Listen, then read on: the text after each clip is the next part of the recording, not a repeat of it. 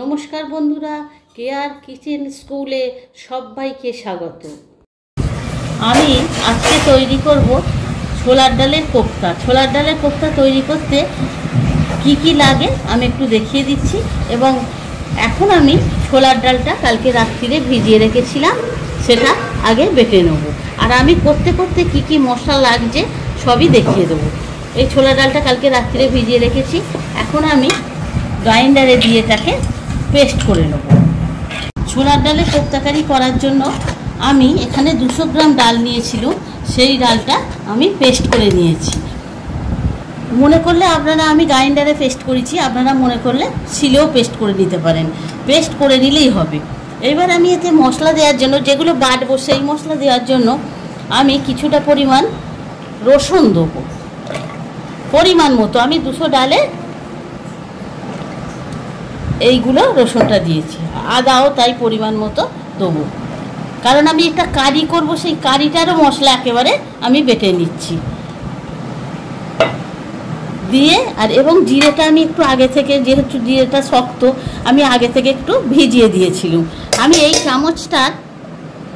চামচটার আমি জিরেটা আগে থেকে ভিজিয়ে দিয়েছি। এই চামচটার আমি 2 চামচ জিরে দিয়েছি। 1 চামচ পেস্টে দেবো, আর 1 চামচ আমি কারিটা করার সময়, কোপ্তা কারিটা করার সময় দেবো। আমি এবার পেস্টটা, এই ভিজনাটা, জিরেটা এতে ঢেলে দেবো, দিয়ে আমি পেস্ট করে ফিরে আসছি। আমি কোপ্তা তৈরি করার জন্য আমি ডালটাকে আগে নাড়বো, যেহেতু খোলায়। এখন আমি একটু তেল দিয়ে দেবো। এখন তেলের পরিমাণটা অল্প দিলেও চলবে। আমি এই তেলটায় কোনো আমি ফোড়ন দেবো না, শুধু এই ছোট্ট ছোট্ট করে পেঁয়াজ কেটে রেখেছি, দেখুন। একটু পেঁয়াজ দিয়ে পেঁয়াজটা যতক্ষণ না নরম হয়, একটু লাল লাল করে পেঁয়াজগুলো ভেজে নেব। এতে আমি একটা মিডিয়াম সাইজের একটা পেঁয়াজ দিলাম।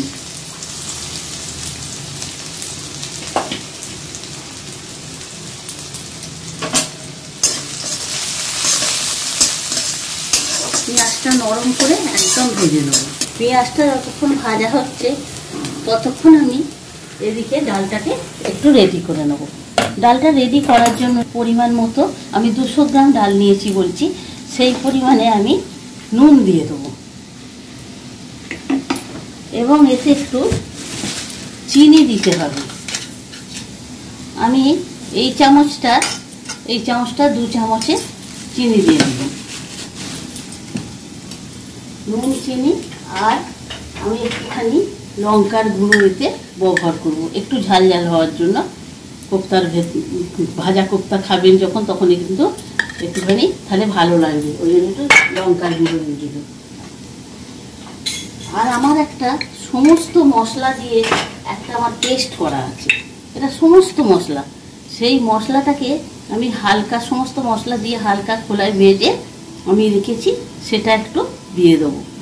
যে মশলাগুলো খাবেন জিরে বাদে, কারণ জিরে যেহেতু আমি পেস্ট করে নিয়েছি, জিরে দিইনি। গরম মশলা এবং সমস্ত ধনে, তেজপাতা এইগুলোও দিয়েছি, দিয়ে আমি এটা পেস্ট করে নিয়েছি, যে যা মশলা খাবেন। এবারে আমার এখন দেখতে পাচ্ছি একটু হালকা ব্রাউন হয়ে গেছে, হালকা বাদামি রং এসে গেছে। আমি এই পেস্টটা, ডালের পেস্টটার জন্য এবারে যে আমি জিরে, আদা, রসুন বেটেছি, এখানে আমি 2 চামচ দিয়ে দেবো। আমি কিন্তু জিরে, আদা, রসুনটা ভাজবো না, আমি ডালেই দিয়ে নেড়ে নেব। ডালে দিয়ে একবারে সবগুলোকে আমি ঘেঁটে নিয়ে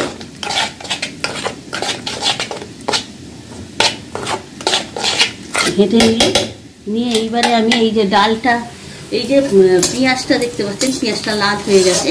এবার এই পেঁয়াজের মধ্যে ডালটাকে ঢেলে দেবো।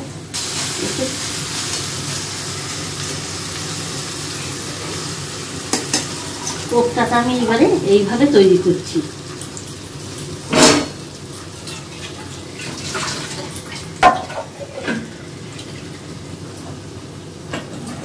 নাড়তে থাকবো।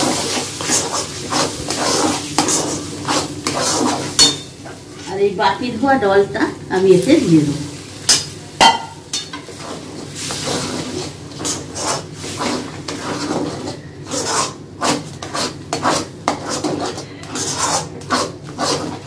যতক্ষণ না এটা একেবারে টান টান হয়, বা যতক্ষণ না কালারটা চেঞ্জ হবে ডালের, ততক্ষণ আমি নেড়ে যাব।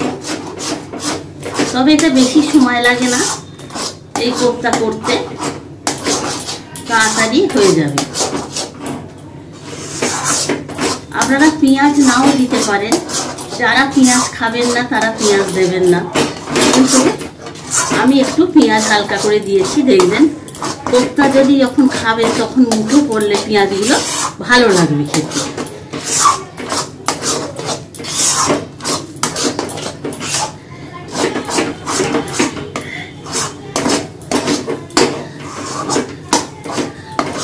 কিন্তু ডালটা সব সময় নেড়ে যেতে হবে, ডালটা থামলে কিন্তু হবে না, না নাড়লে তলা দেখতে পাচ্ছি ধরে যাচ্ছে, তলাকারে কিন্তু আটকে যাবে। সেই জন্য ডালটাকে নেড়ে যেতে হবে যতক্ষণ ডালটা তৈরি না হয়। কোপ্তার আকারে আনবো ডালটাকে তৈরি করতে। দেখতে পাচ্ছেন ডালটা একেবারে আমার তৈরি হয়ে গেছে, একেবারে জল নেই, শুকিয়ে গেছে। তখন আমি এই নেব, তেল না মাখিয়ে নিলে এটা আটকে যাবে, সেই জন্য তেলটা একটু মাখিয়ে নিলাম।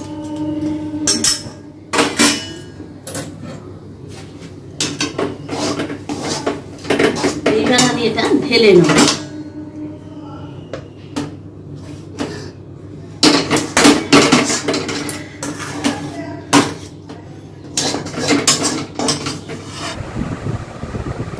আমি হাতে একটু তেল নিয়ে নেব, কারণ এটাকে কোপ্তার আকারে গড়বো বলে।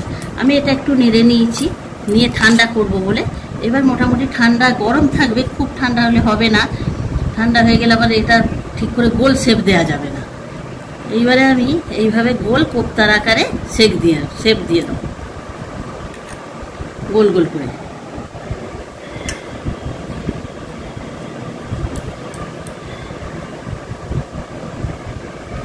আপনারা সাইজটা আপনাদের মনের মতো করবেন, যে যেরকম বুঝবেন করবেন, ছোটও করতে পারেন বড়ও করতে পারেন। আমি এই সাইজে করে নিয়ে এইভাবে কোপ্তাগুলো সব গড়ে নিয়ে আমি ফিরে আসছি। আমি সবকটা কোপ্তা তৈরি করে ফেলেছি, দেখতে পাচ্ছেন এইভাবে সবকটা তৈরি হয়ে গেছে। তবে একটা কথা, এটা গরম থাকতে তৈরি করতে হবে, ঠান্ডা হয়ে গেলে কিন্তু এগুলো তৈরি করা যাবে না। আর তৈরি করার সময়, প্রতিটা করার সময় এক ফোঁটা করে হাতে তেল দেবেন, তাহলে কিন্তু এটা তৈরি করা খুবই সহজ হবে এবং খুব তাড়াতাড়ি করা যাবে। এবার আমি এগুলোকে ভেজে নিয়ে আপনাদের দেখাচ্ছি কিভাবে ভাজবো। আমি এবারে পরিমাণ মতো তেল দিয়ে দেবো কড়াইয়ে।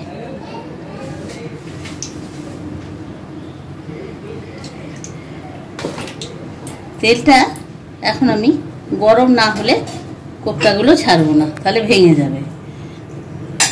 আমার ওদিকে যতক্ষণ কড়াইয়ে কোপ্তার তেলটা গরম হচ্ছে, তখন আমি এদিকে ওভেনের অন্যদিকে আমি কোপ্তাটা তৈরি করার জন্য, আমি কোপ্তা কারিটা তৈরি করার জন্য আমি মশলাগুলো তৈরি করে নিচ্ছি। প্রথমে আমি একটা তেজপাতা দিয়ে দিব, তেজপাতা দিলাম,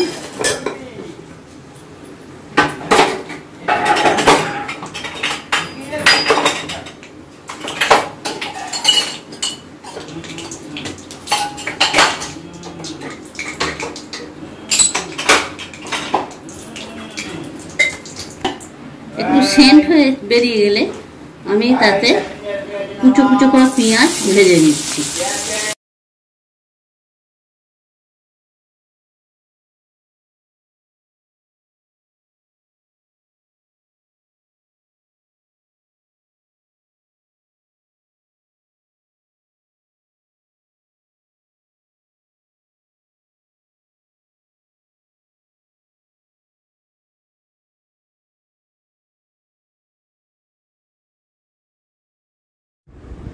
এখানে তেলটা গরম হয়ে গেছে, সাদা তেল দিয়েছি এতে। আমি তেলটা গরম হয়ে যাওয়ার পর কোপ্তাগুলো ছেড়ে দেবো, দিয়ে কোপ্তাগুলো ভেজে নেব।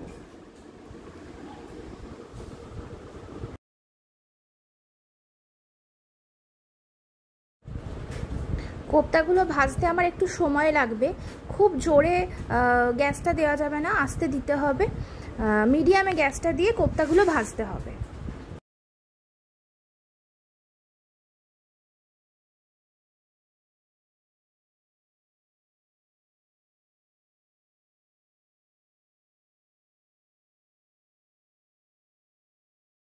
এখানে পেঁয়াজগুলো কুচো কুচো করে কেটে দিয়েছি।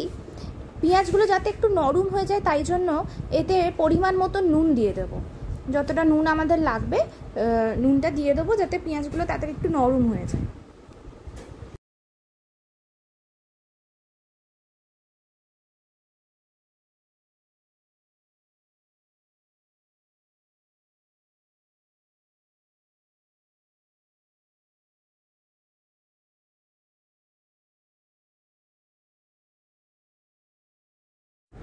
এটা একটু ভালো করে নাড়তে হবে নরম হয়ে যাওয়ার জন্য।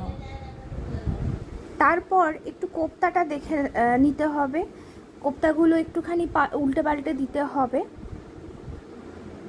এরপর এটাকে একটু ভালো করে নেড়ে নিয়ে কারি করার জন্য পেঁয়াজটাকে একটু ভালো করে নেড়ে নিতে হবে, এবং তারপর এটা একটু নরম হয়ে গেলে এতে একটু টমেটো আমাদের আজকে নেই বাড়িতে, তাই জন্য এতে একটুখানি সস দিচ্ছি। তা না হলে আপনারা টমেটম দিতে পারেন, টমেটম দিলে সব থেকে ভালো হয়। টমেটম না থাকলে তার অল্টারনেটিভ হিসাবে একটু এই সস দিয়ে দিতে পারেন। এই সসটা দিয়ে একটু নেড়ে দেবো, একটু টকটক হবে তাই জন্য। এরপর এতে ওই যে আদা রসুন আর জিরে দিয়ে যে পেস্টটা করেছিলাম ওই পেস্টটা দেবো, এবং এটাকে ভালো করে নাড়বো, ভালো করে নেড়ে এটাকে মিশিয়ে নেব।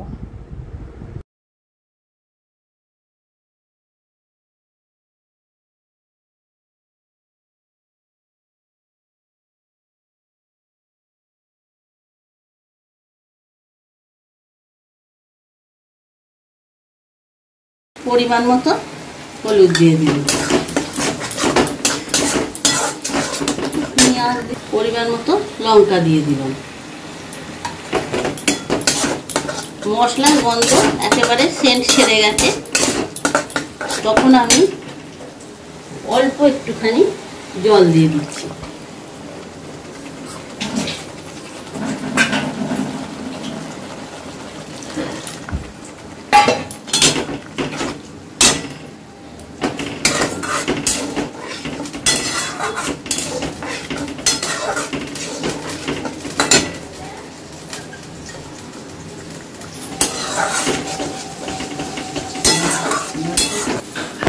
আমার কোপ্তাগুলো একেবারে ভাজা হয়ে গেছে, আমি এইবারে কারিতে দিয়ে কোপ্তা কারি করে ফেলবো। একবারে আমার গ্রেভিটা তৈরি হয়ে আছে, আমি এতে খালি দিয়ে দেবো, ব্যাস, তাহলেই কোপ্তা কারি হয়ে যাবে। ব্যাস,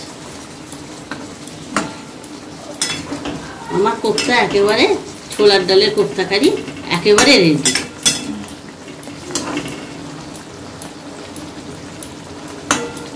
ব্যাস,